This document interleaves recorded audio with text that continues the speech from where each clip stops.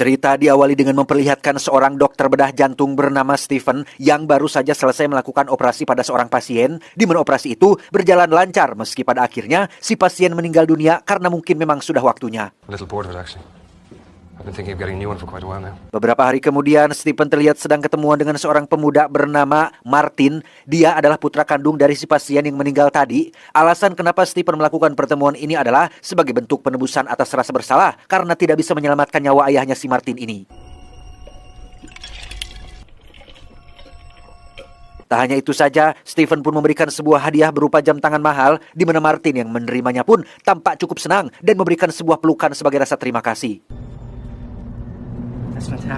Beralih ke rumah tepat saat makan malam, kita akan diperkenalkan pada keluarga Stephen. Di antaranya ada anak si istri, Kim si kakak, dan Bob si adik bungsu. Stephen memiliki keluarga yang bahagia, sehat, sejahtera, disiplin, tidak pernah hakul adami, suka buang sampah pada susukan, dan anti makan uang riba. Sehingga lengkap sudahlah kehidupan yang Stephen miliki ini. Bob, you promised me you'd get a haircut.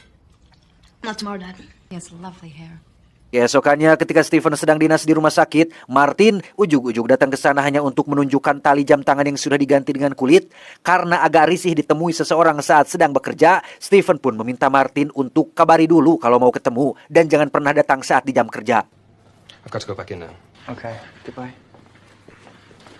Sepulangnya ke rumah, Stephen pun menyempatkan diri untuk melihat hasil latihan vokal yang Kim pelajari di kelompok paduan suara di sekolahnya. Tak hanya Kim saja, Bob si bungsu juga memiliki bakat bermain piano yang sudah cukup terlatih, sehingga kurang apa lagi coba kehidupan si Stephen ini sudah punya gelar dokter bedah jantung, anak istrinya juga punya klinik yang ramai pengunjung, serta anak-anaknya yang pintar dan punya prestasi masing-masing. I watered them already. Come on, we're gonna be late. Keesokan siangnya, Stephen pun menemui Martin yang ingin ketemuan hanya untuk curhat perihal kehidupannya di sekolah. Stephen sebenarnya dalam hati malas melakukan ini, tetapi karena masih tersisa rasa bersalah atas kematian ayahnya, maka Stephen pun mencoba untuk melakukan penebusan dengan cara menuruti apapun kemauannya. I also consider my mom to be a friend. She helps me as much as she can with a lot of stuff.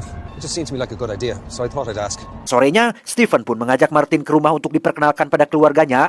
Martin ternyata adalah sosok pemuda santun dan punya adab yang baik ketika ia diam-diam membawa hadiah kecil untuk istri dan anak-anak Stephen, yang hal itu cukup membuat mereka semua senang. Are you hungry, Martin? I'm starving.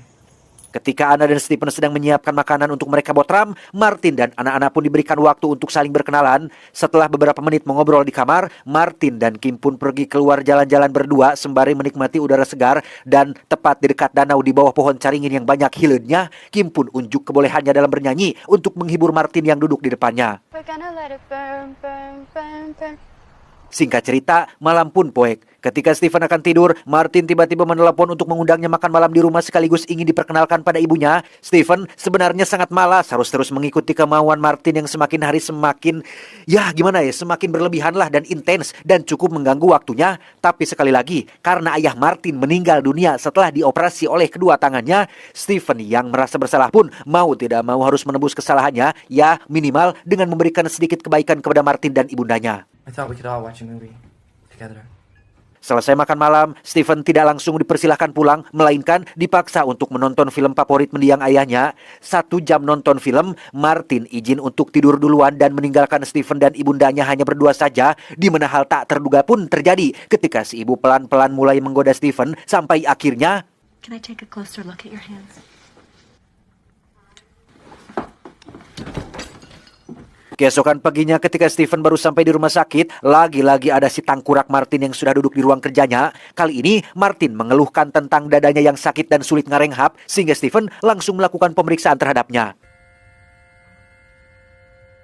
Hasilnya nihil, tubuh Martin sehat dan kondisi dada dan paru-paru dan pankreasnya juga dan telihnya juga sangat baik. Di mana Martin kembali mengajukan permintaan yang aneh-aneh lagi ketika ia ingin melihat dada dan ketiak Stephen untuk memvalidasi seberapa lebatkah bulu rambut orang dewasa. There's nothing wrong with me.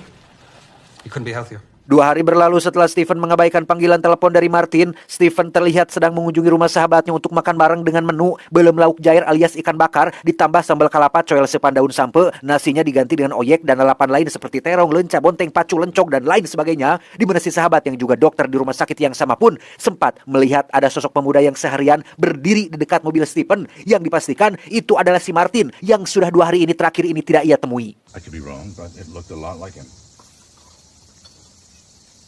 Malamnya ketika Stephen sedang duduk santai, muncullah Kim yang baru pulang les vokal. Tebak, siapa yang mengantar Kim pulang? Martin, that boy came over the other day. Keesokan paginya ketika Stephen akan mengantar kedua anaknya ke sekolah, Bob si bungsu tiba-tiba mengeluhkan kedua kakinya yang tidak bisa digerakkan. Sempat mengira itu bercanda dan akal-akalannya saja, Stephen seketika panik saat Bob susumpahan atas nama Tuhan. I can't stand up. Stephen langsung memeriksakan Bob ke dokter syaraf untuk memastikan apa penyebabnya, tetapi sesaat kemudian Bob tiba-tiba sudah bisa jalan lagi karena memang menurut dokter Bob itu sehat dan tidak ada yang aneh dengan syaraf di tubuhnya. Namun ketika Stephen menyuruh Anna dan Bob untuk pulang duluan, tiba-tiba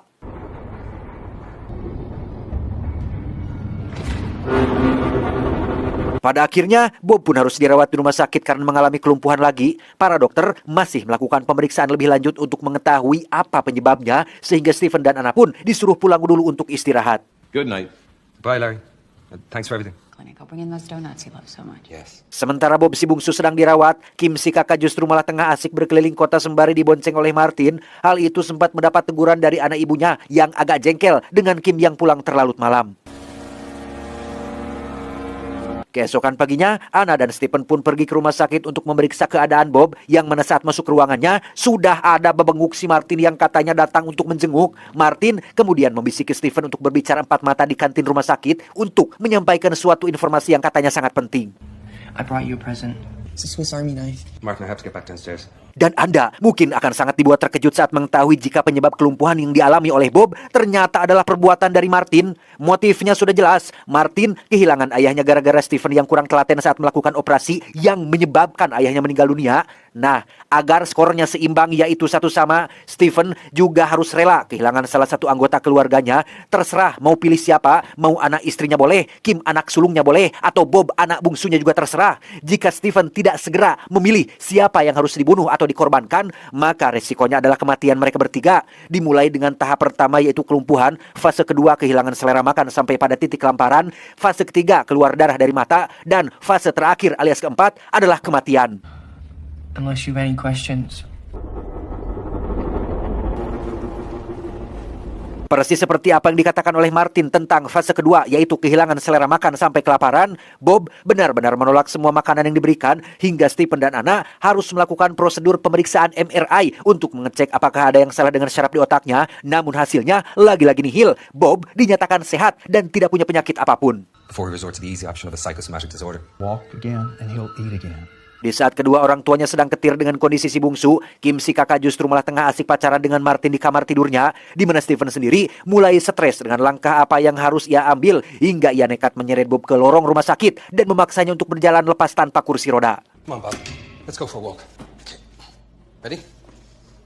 Keesokan harinya ketika Kim sedang latihan paduan suara di sekolah, ia tiba-tiba mengalami hal yang sama persis dengan yang dialami oleh adiknya, yaitu disinilah anak-anak Stephen sekarang terbaring di ranjang rumah sakit dengan kondisi penyakit yang sama, yaitu kelumpuhan dan tidak punya selera untuk makan.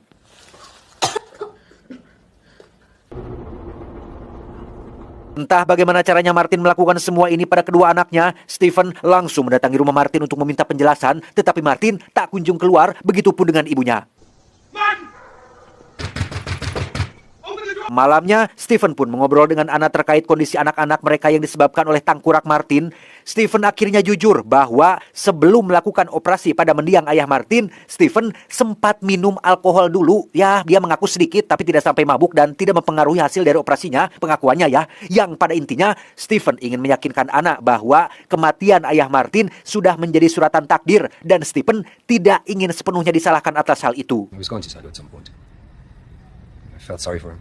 Keesokan paginya ketika Anna sedang menunggu anak-anak, Kim tiba-tiba mendapat telepon dari Martin yang menyuruhnya untuk berjalan mendekati jendela dan... Ya, Kim seketika bisa berjalan dengan normal setelah Martin menyuruhnya untuk mendekati jendela. Entah apa yang sebenarnya terjadi. Apakah ini hanya semacam permainan yang dilakukan oleh anak-anak, atau mungkin Martin punya semacam kemampuan khusus untuk mengendalikan pikiran seseorang? Entahlah, setelah Kim kembali ke atas ranjang dan kedua kakinya lumpuh lagi, Anna pun meminta Kim untuk jangan berhubungan lagi dengan Martin, bahkan sempat menampar wajahnya karena Kim menolak menyerahkan ponselnya. Give me my phone back. You can forget it. It's all. You won't be able to move either. Penasaran dengan apa yang disampaikan Stephen suaminya terkait si Martin yang ada hubungannya dengan yang kelumpuhan yang dialami oleh anak-anak, Ana pun bergegas pergi ke rumah Martin untuk memvalidasi ucapan suaminya yang sesampainya di sana, Martin benar-benar mengakui bahwa apa yang terjadi kepada Kim dan Bob adalah memang benar perbuatannya. This made me very upset. Tragic thing to happen. I don't understand why I should have to pay the price. Dan jika Anda semua mengira bahwa Martin telah menggunakan obat khusus atau semacam racun supaya anak-anak menjadi lumpuh, Anda sudah salah besar. Apa yang terjadi kepada Kim dan Bob sama sekali tidak bisa dijelaskan secara ilmiah dan nalar dan logika. Makanya, para dokter tidak bisa mendeteksi apa penyakitnya. You know, not long after my dad died, Sesuai judul film ini yaitu The Killing of a Sacred Deer, yang artinya pembunuhan seekor rusa suci. Ini diambil dari mitos Yunani tentang seorang raja bernama Agamemnon yang telah membunuh seekor rusa suci milik Dewi Artemis. Sebagai penebusan dosa, sang raja harus membunuh putri kesayangannya, yaitu Putri Iphigenia, kalau nggak salah. Ya, Putri Iphigenia, demi untuk memperbaiki keadaannya kembali normal. Sama seperti kisah Raja Agamemnon, Stephen juga harus memilih satu dari 3 anggota keluarganya, karena jika Stephen tidak memilih salah satunya, maka ia akan kehilangan ketiganya. the only thing I can think of that's close to justice. Have a good day. Time's getting on, and if I'm late for class, I'm done for.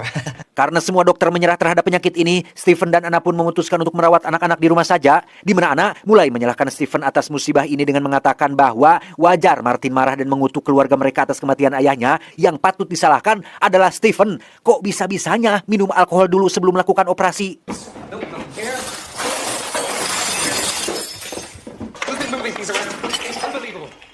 Sepanjang malam itu, Stephen tidak bisa tidur dan terus kepikiran dengan langkah apa yang harus ia ambil. Sampai ketika esok pagi menjelang, Stephen ujug-ujug membangunkan Ana dan mengajaknya ke ruang basement. Dan tebak apa yang sudah Stephen lakukan semalam?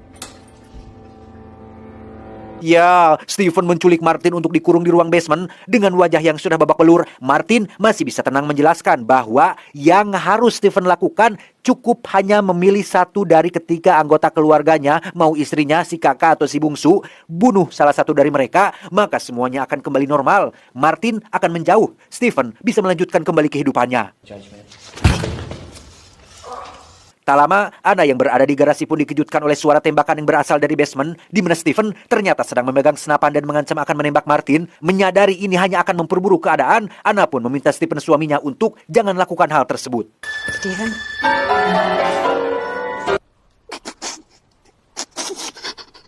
Satu hari berlalu, persis seperti yang dikatakan oleh Martin, kutukan ini pun sudah memasuki fase ketiga, yaitu darah yang keluar dari mata. Jelas kutukan ini adalah nyata dan entah bagaimana menjelaskannya. Sadar bahwa tak ada yang bisa dilakukan, Stephen pun pasrah mengikuti kemauan Martin dengan mengumpulkan istri dan kedua anaknya dalam satu ruangan, mengikat tangan dan mulut mereka untuk dipilih siapa yang harus maut di antara ketiganya.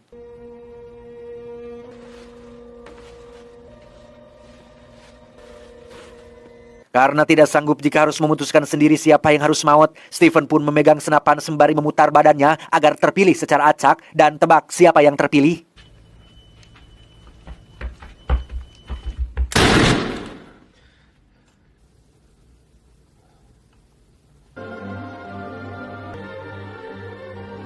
Dan ya, keesokannya di kafe yang biasa, terlihat hanya ada Stephen, Ana, dan Kim saja. Sehingga tanpa perlu saya sebutkan, Anda sudah tahu siapa yang telah dikorbankan. Dengan ini, maka tuntas sudahlah permasalahannya. Martin akan menjauh, sementara Stephen dan keluarga bisa melanjutkan kembali kehidupannya.